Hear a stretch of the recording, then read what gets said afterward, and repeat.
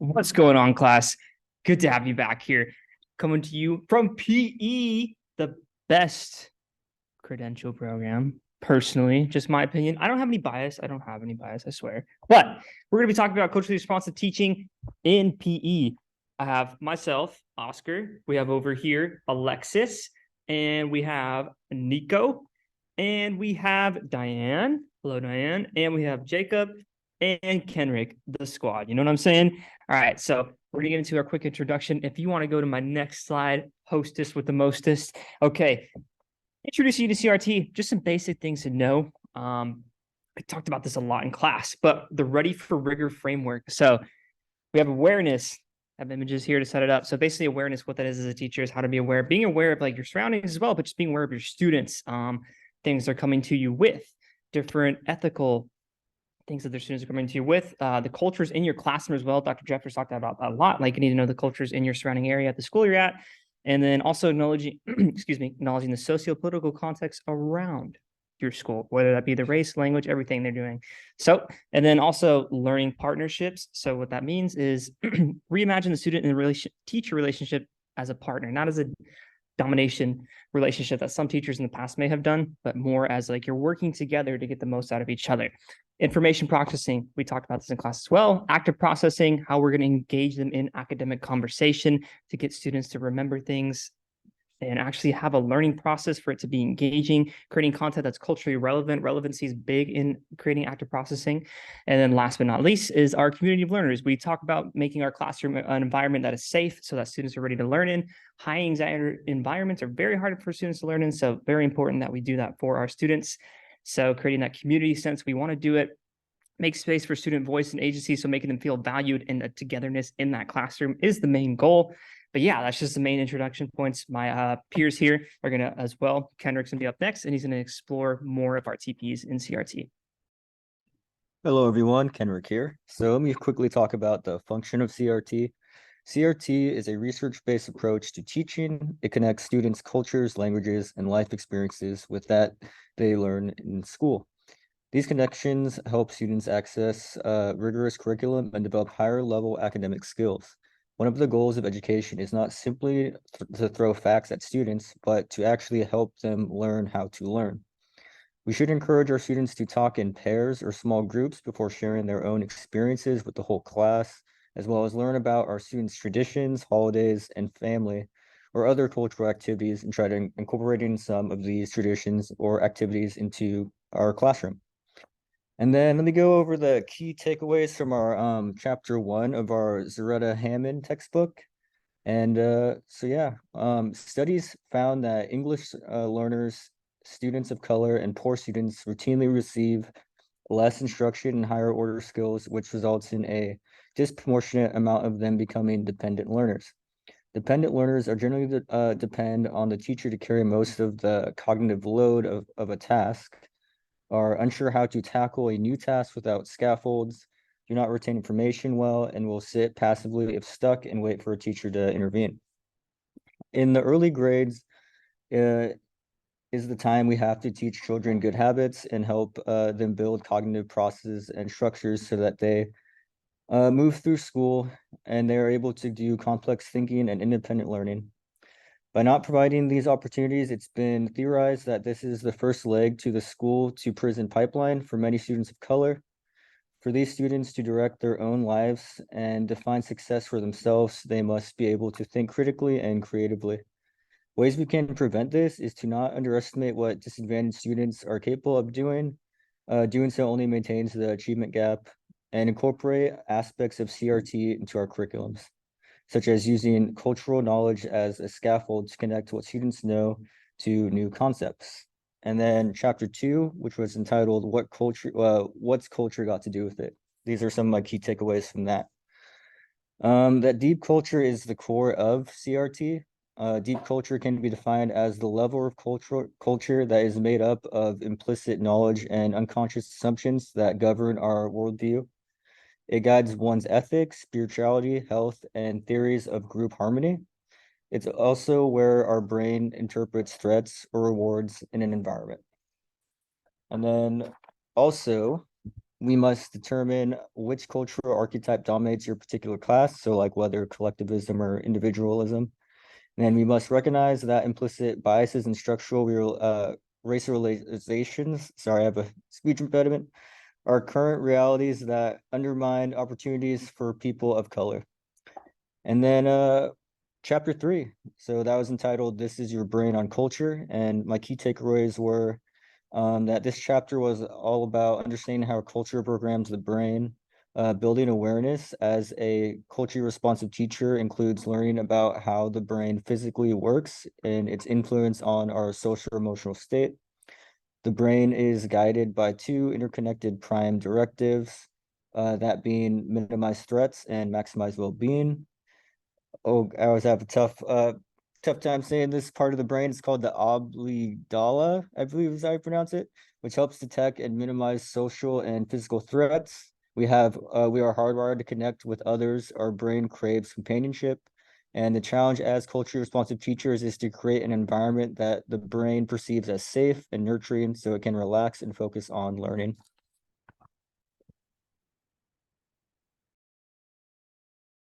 Okay, so for this presentation, we decided to select some TPEs relevant to CRT from our subject. One of the ones we have here is 1.1, apply knowledge of students, including their prior experiences, interests, and social emotional learning needs, as well as their funds of knowledge and cultural, language, and socioeconomic backgrounds to engage them in learning.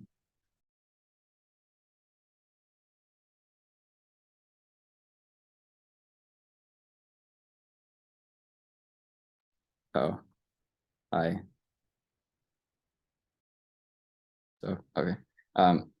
One of them is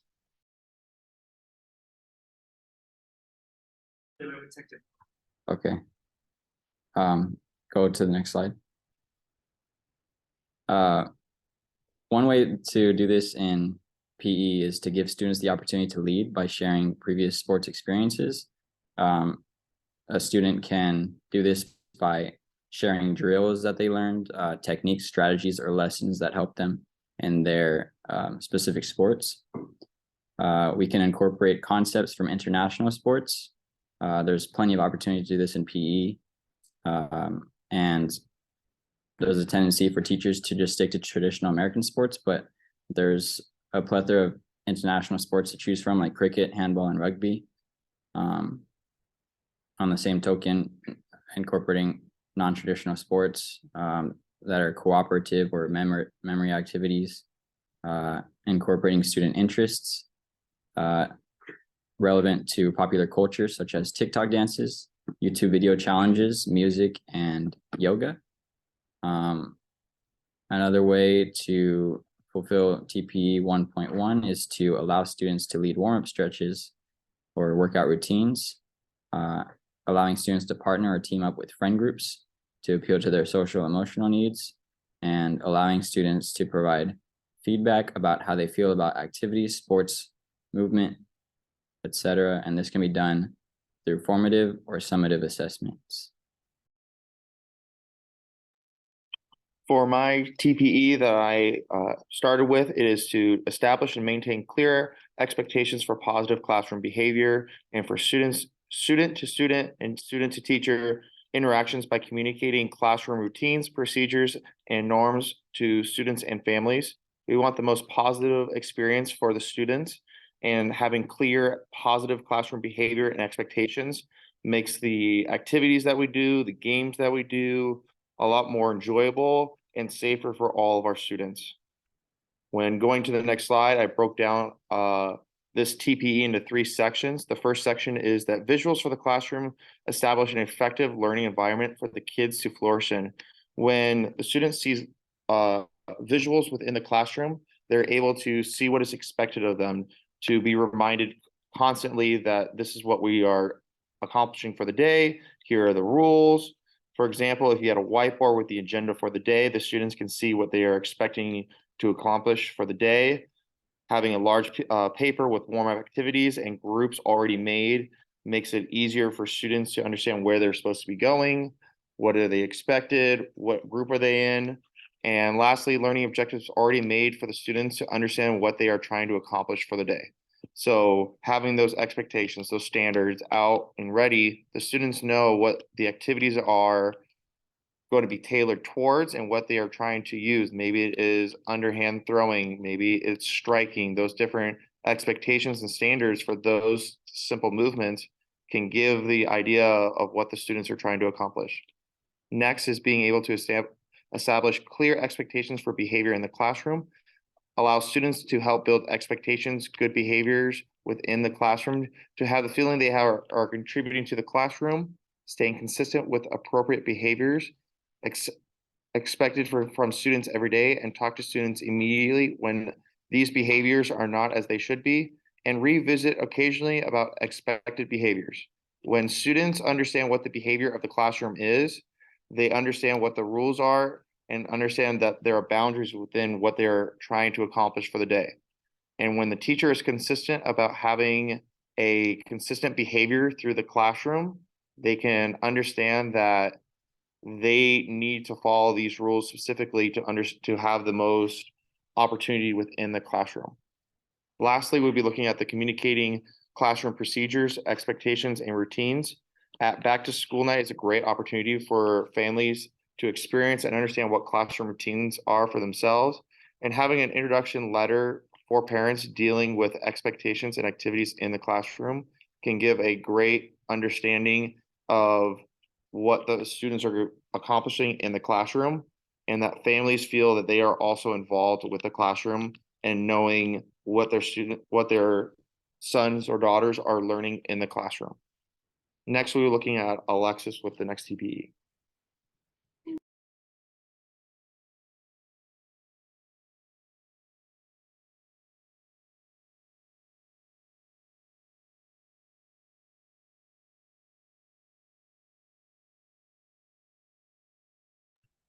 Thank you, Jake. I will be looking at another piece of TPE number 2, creating and maintaining effective environments for student learning. This TPE says that create learning environments, traditional, blended, and online, that promote productive student learning, encourage positive interactions among students, and reflect diversity and multiple perspectives and are culturally responsive. So this TPE it literally has the words culturally responsive in it. So I figured it was the right TPE to include in this presentation of culturally responsive teaching, and some of the ways that we can include this TPE within physical education instruction. So here I have you can at the beginning of the year, you can have students talk about or introduce themselves. This will help give background on all the students to both you and to the other students, and help start building that rapport that you need to build with them, as well as reflecting on your own biases that you might have, and then working towards becoming more responsive culturally with your teaching. And next I have include name activities also at the beginning of the year to familiarize everyone with one another. So especially for the students that might have names that are harder to pronounce or might be from a different culture, this will help students have the ability to make sure everybody knows how to say their name correctly, so that way they can feel comfortable and safe in that environment right from the beginning of the school year, especially because other teachers might not be doing that in their classroom. So at least you can do that in yours. Next would be ask questions, encourage discussion about student cultures, make sure the students are always talking to each other and are always eager to learn more information rather than trying to stifle the education of others. This is a big part of being culturally responsive and having a very safe and nurturing classroom. And next is include instruction in other languages if you know one. I know that it would be very helpful to speak another language in some cases. So if you already do, that's definitely a plus for communicating with those students that might be English learners. And next would be incorporating dances from other cultures. And I know Nico mentioned this earlier. this will definitely help reflect diversity and the multiple perspectives, which will help a culturally responsive classroom. And this can be done in any of the forms, traditional, blended, or online, because students could post a video of themselves doing a dance from their culture, and then the students may have to respond. And that would be a good way to help them bond. Next is incorporate foreign sports. Again, this is just another way to help students express themselves through things that they might already know how to do, but might be new to some other students.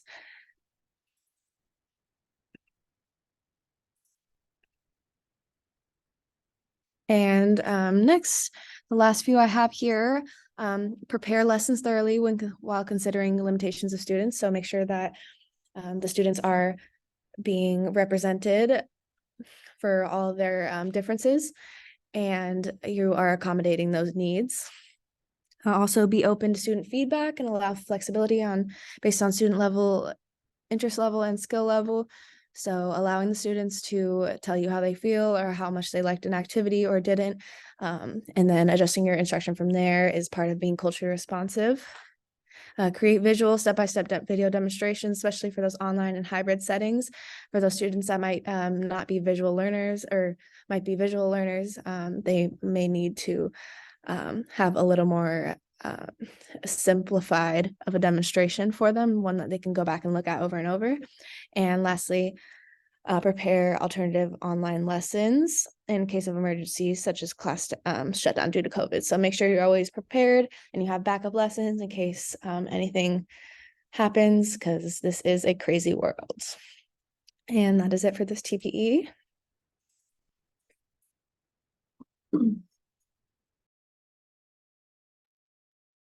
Hello. So in summary, engaging and supporting all students while also creating and maintaining an effective environment for student learning can be accomplished through following the Ready for Rigor framework within culturally responsive teaching. The 4 components of this framework include awareness, learning partnerships, information processing, and community of learners. Awareness is where we learn to manage our own social and emotional response to student diversity. Learning partnerships is where we establish an authentic connection with students to build mutual trust and respect. Information processing is understanding how culture impacts our brain's way of processing and how we'll create a way of learning to support our students. And community of learners and learning environment is to integrate universal cultural elements and themes into the classroom and setting up routines. This simple framework organizes key areas of teacher capacity building, and we are dedicated to promoting culturally responsive teaching that sets the stage for helping students move from being dependent learners to self-directed independent learners. And that concludes our webinar. Thank you. Thank you. Thank you. Thank you. Thank you. Should we show the? Thank you. Just for the reference.